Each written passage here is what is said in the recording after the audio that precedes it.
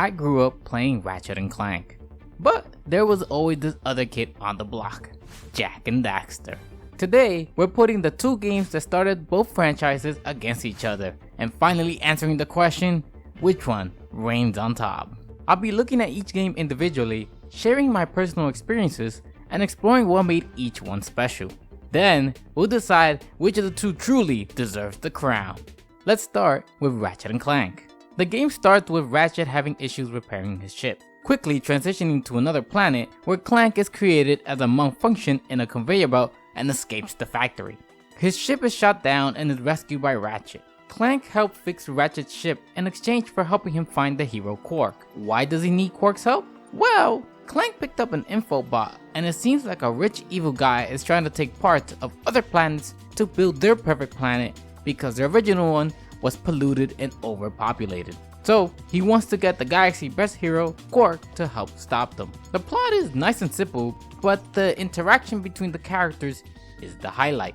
The jokes and banters you hear between them and the other characters in the games are fun. There are a lot of jokes and they seem to cover a wide variety of humor from and blast it! Look, plumber's crack. What did you just say? to this. The escape transports are taking all the rich folks off this god-darn planet. So why aren't you on one? Socioeconomic disparity. My favorite interaction is when you find out that the help desk lady teaching you how to play is a character you can meet in the game. While listening to Ratchet, one thing that stood out to me was his voice. It's kind of raspy. No. Hey, what's with all this save the solar system stuff anyway? Like he's been smoking a bit too many packs. On top of that, Ratchet doesn't seem to care too much about what's happening.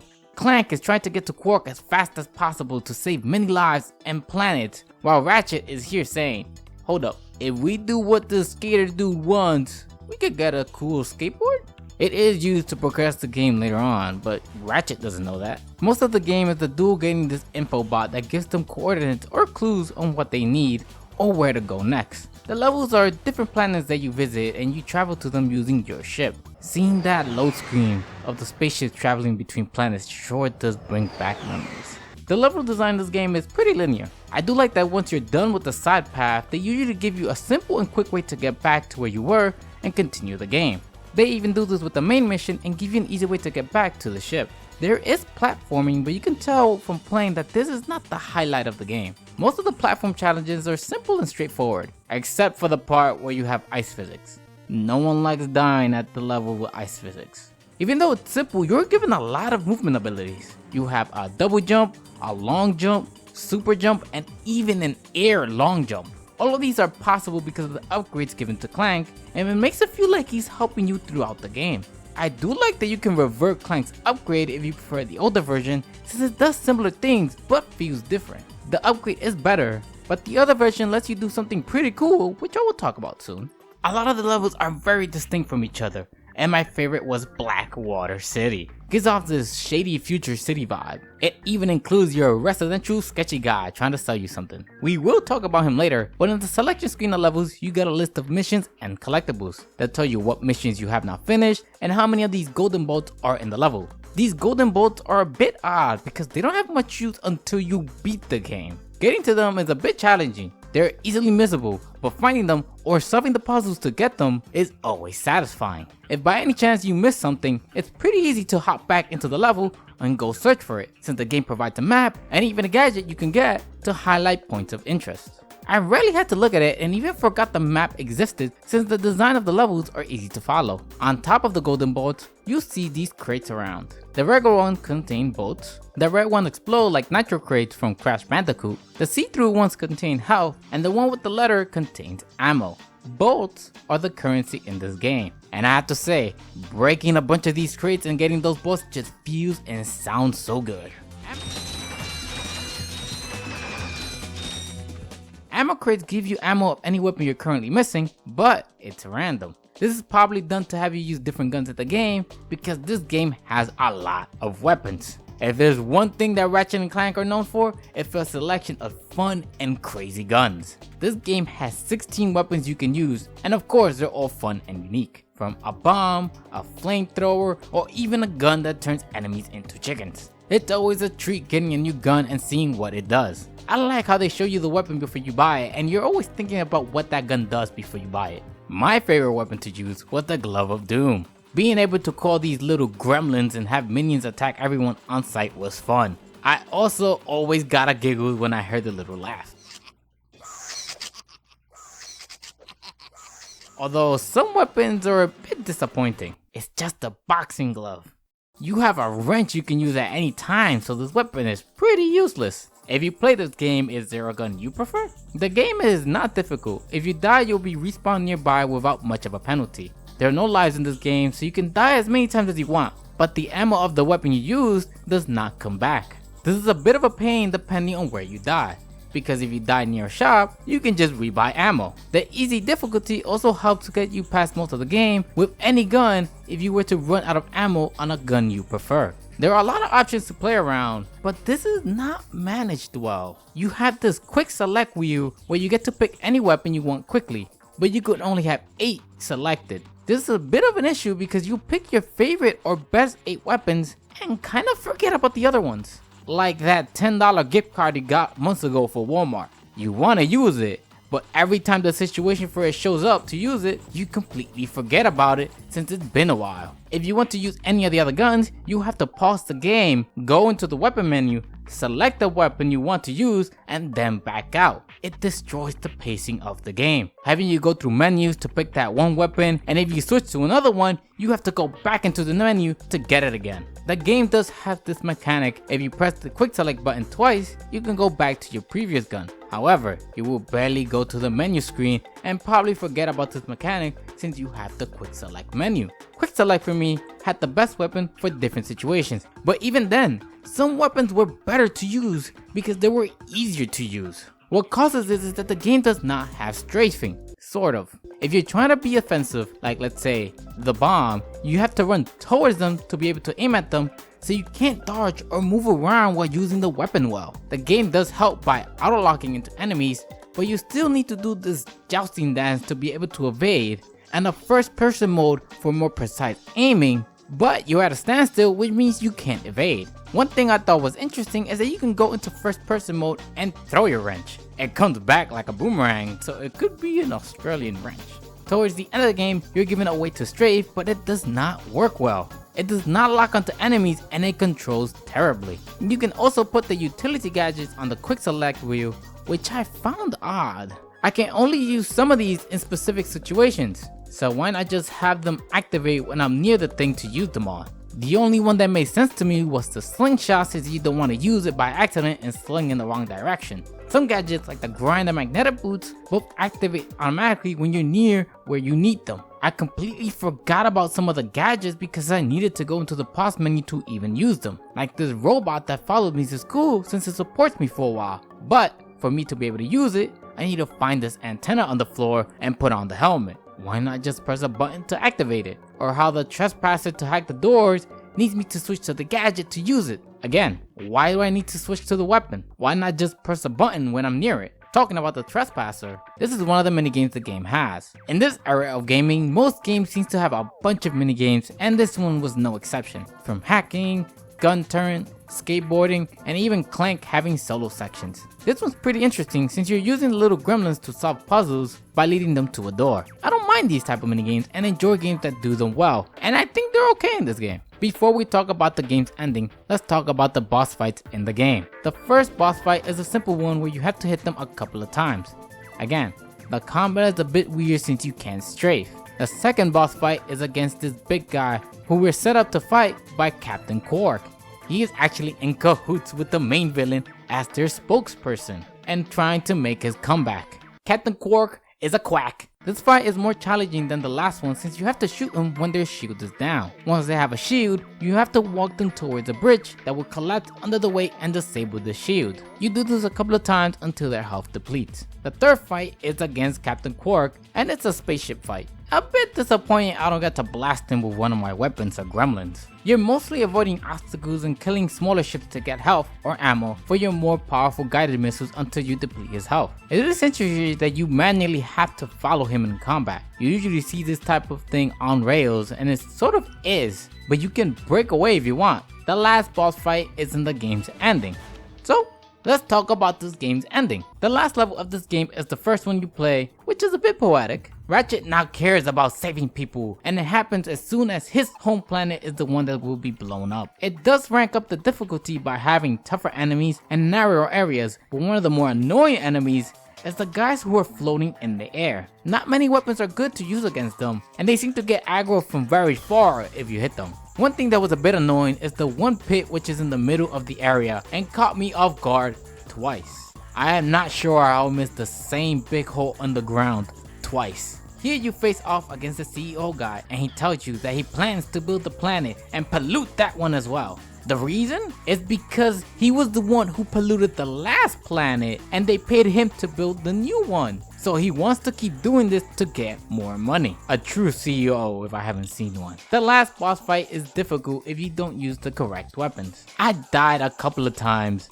trying to face him with bombs, mines, and rockets. But as soon as I got the blaster and the Tesla coil, it went by so much smoother, since I could hit him while moving and evading. What is interesting is that what happens after you beat the game. You're given the option to go right before the boss fight or start a new game with all your weapons and bolts. New Game Plus. From here you can replay the game from the beginning, and there are two reasons for doing this. If you try to go back and replay some of the levels, some of the enemies and boss fights don't respawn, so you get more bolts by doing New Game Plus. The reason you want these bolts is for the golden weapons. You can spend the gold bolts and regular bolts to upgrade the guns to their gold versions. They are only available in New Game Plus. It usually increases the firepower and gives the weapon an interesting trait, like making bullets ricochet, making the gremlins big, or the chickens bigger.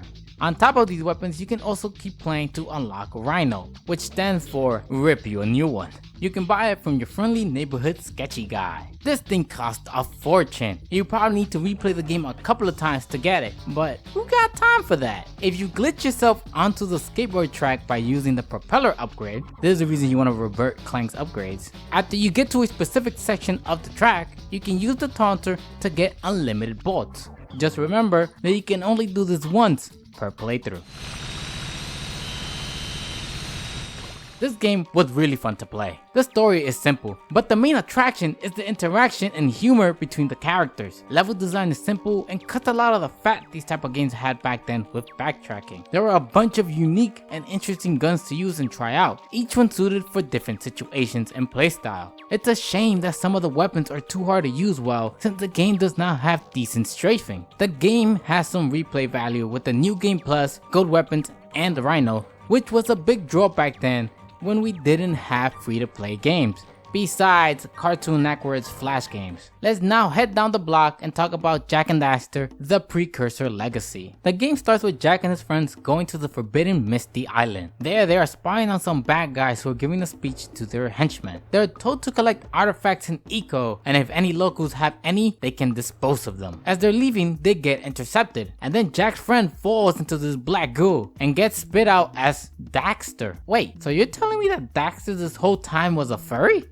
We're told by the sage training Jak that we should go around to find this one person who helped Daxter turn back to normal. We could use the teleporter to find this person, but they have not been activated in a long time since the other sages have not found a good reason to keep their teleporters on. So we have to go there on foot, but with the lava in the way, we need to collect these power cells to power a vehicle that'll get us across. Before we set off, you need some training and are thrown to an island. Here you do the tutorial and we'll talk about the gameplay, but once you're finished with this section, you're taken into the main game. Once you get into the game, you find out this is a sandbox platformer. It's made to feel like you're on one big island as there's very few loading screens in this game. Levels are connected seamlessly to each other, and the way I knew I was at a new level at first was because you get these little titles telling you just entered one. I was so confused the first time when I got into the first world that I was not sure if I was heading in the right direction. I ended up doing the second stage first because I was exploring the world and just stumbled into this level. One thing that was a bit odd to me was Misty Island itself. This is not a criticism of the game in any way, but having Misty Island as one of the first 3 levels is odd to me. They introduced it at the base of operations for the villain, so it's really odd to see it right away. Maybe I had some weird expectations after playing Ratchet and Clank. I think it would have been cool to see the pit Daxter fell into very late into the game. We'd love to know what you think about this. On the other hand, I think the level design is one of Jak and Daxter's biggest strengths. Stages in this game come in 2 flavors: linear levels like in Ratchet and Clank that have pathways to get more power cells, and open world, which are my favorite. There are usually these small areas where you have to do these missions, and they're usually circular in design, or at least that's how I treated them. I explored them by traveling the edges and finding things to do. Usually every corner or edge of the level had something of interest in them, as the levels were not big. You usually beat a small challenge in the area or go into a separate section with different challenges. One of my favorite levels in this game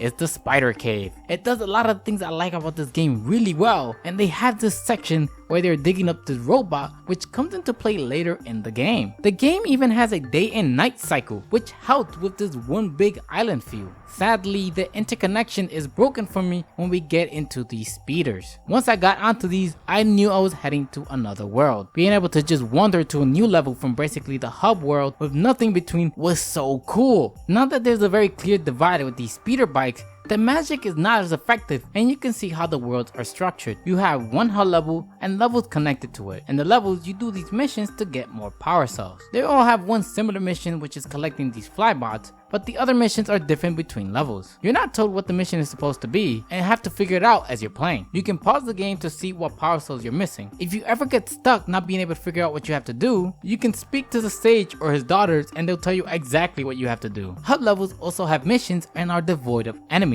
Here you usually interact with other characters to get missions for more power cells. There is humor in the dialogue, and there's a lot of characters taking jabs at each other.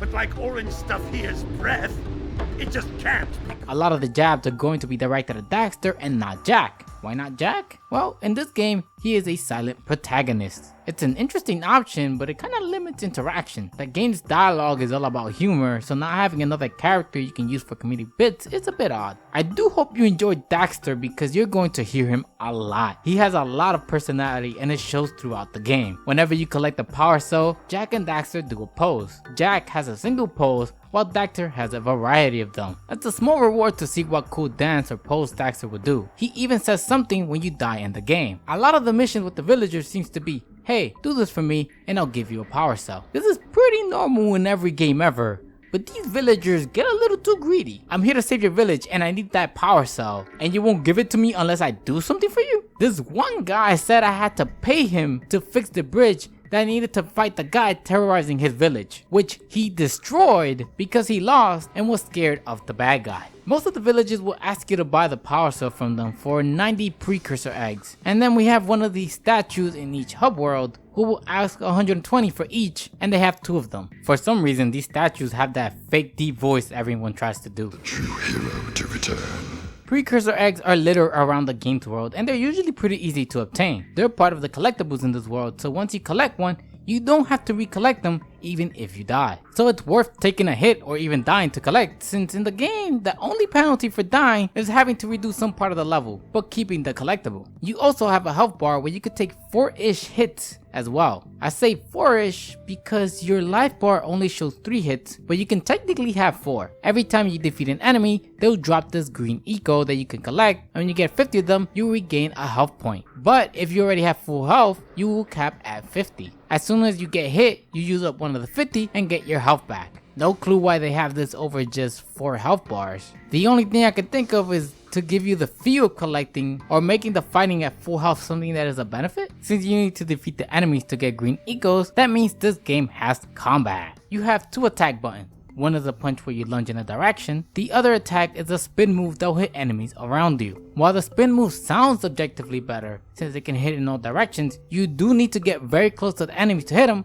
and risk getting hit yourself. The combat in this game is okay. It's very basic and they don't have much uniqueness to them. It doesn't take away from the game, but I feel like it doesn't add much to it either. You can play most of the game without defeating any of the enemies. You can also attack while jumping, giving you a ground pound attack and a very good jump spin attack. On top of your regular jump, you also get a double jump, a super jump, and a long jump. I enjoyed this game's platform as it gives you obstacles to go through the level and you can complete it as intended, or you can super jump and just skip everything. Being able to do skips even if it's just a single platform is always fun to do, and it's the main reason I prefer the sandbox levels over the linear ones. Although you can skip parts, you probably want to do the course as intended so you can get as many other precursor eggs as possible. I went over the moves you'll be using 90% of the time, but there are a few more moves that are more situational. There is this uppercut move you can do that can be done 2 ways. I found the other one after reading the menu, and there are such few situations to use it, I forgot all about it. There are also situations in which you control Jak on a vehicle. One is where he's on the speeder,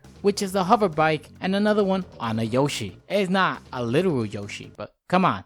I usually like when games have these small sections to play a minigame, but I got tired of the speeder. You have to use it to unlock every new world, and there's a whole level dedicated to it as well. It doesn't help that these speeder sections have these cooling balloons you have to take, or it overheats, and things you collect on the way. I usually try to get as much as I can on my first playthrough, so I died a lot in these sections so that I can redo them and collect anything I missed. The Yoshi, or Flute as this game calls it, plays well since it's just a bigger jump for Jak. Besides these sections, there are also a few minigames like collecting fishes in a net or shooting rats. They were fun, but probably a bit long for what they were. Another mechanic in the game is the different colored eco. There are 3 other colors besides green, and they have different abilities. The blue one is lightning, which gives you the ability to move faster, power platforms, mega jump, and attract precursor eggs. Orange gives you a fireball move you can throw. It is homing, so you just have to throw it in the enemy's general direction. They also have a first person mode to aim more precisely, and I only used it twice throughout the whole game. The last one is red,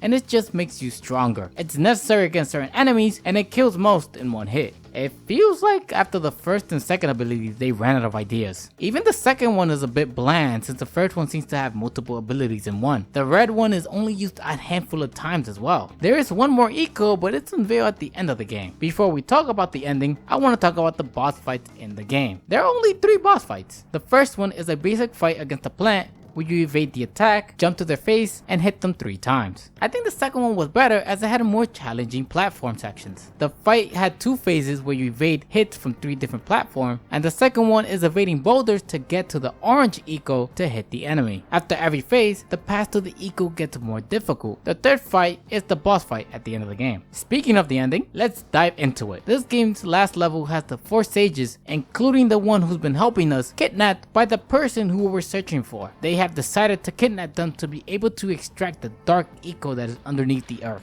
By doing this, they'll be putting the world in danger and we have to stop them. After freeing the 4 sages, you get to fight them and you fight against the giant mosquito robot from that one level. You fight using 2 of the 3 ecos in this game. The red one was the one missing in this fight, and it's a bit odd that this is the one missing. Seems pretty easy to implement by making it so you can only hit something while using the red eco, but can't say I miss or wanted that. The fight was not difficult at all. I was able to defeat it in my first try, and you see the white eco appears after the final hit. Daxter then contemplates whether he should allow Jak to use the white eco and save the world, or return back to normal and stop being a furry. In the end, Jak takes the white eco and beats the giant robot in a cutscene. Then we have our hero and friends celebrating, with Daxter cock blocking Jak. My man was able to chat her up without saying a single word. They do hint at this door if you 100% the game, but I didn't complete it. There is still replay value by going back and finding any power cells you might have missed. And if you're like me, you can go back and find out you missed an entire level. While doing some research for this game, I found there was a whole other level I missed. If you're going back to see what happens if you 100% the game, it's not worth it, because they just show the characters looking inside the door without telling you what is inside. Maybe we'll find out in the sequel. Jak 1 is definitely a good game. It has a nice little story, humor, and banter between the different characters. It's a platformer with some cool level designs and feel by being able to make seamless travel from hub world to level without any loading screen. This makes the games feel like one big island that is really connected to each other instead of going to different worlds. Combat is fun,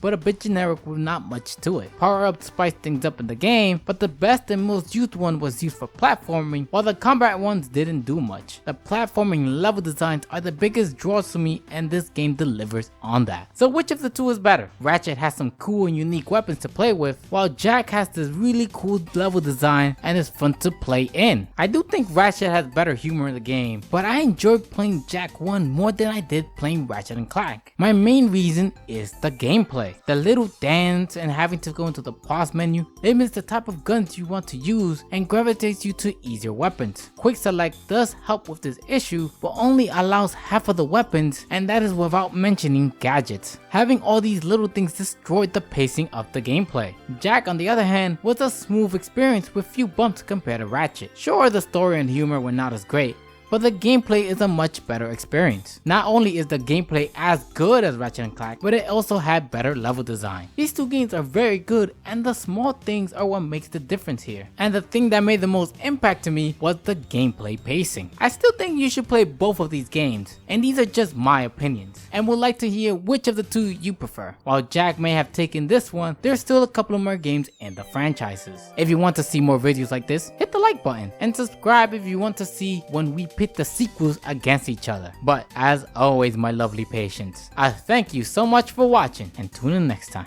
Bye.